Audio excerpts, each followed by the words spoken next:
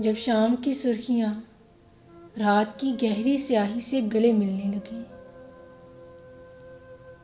जब शाम की सुर्खियाँ रात की गहरी स्याही से गले मिलने लगीं। जब ज़मीन से उठता अंधेरा आसमान की रोशनी से मिलते हुए नीली धुंध की सूरत कांप रहा हो। शाम का अकेला सितारा उफ़क़ के करीब लरज़ता हो और नत नए रंग बदलती दुनिया को बड़ी हैरत से देखता हो।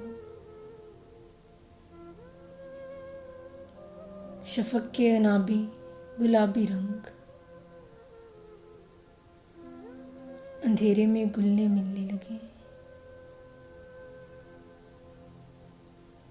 हवा के झोंकों के संग जब पंछी अपने घोंसलों में बसेरा कर लें, उनकी बोलियां तुम्हारे इर्द गिर्द गूंजते गूंजते खामोश हो जाएं और तुम किसी सहारे का सोचने लगो।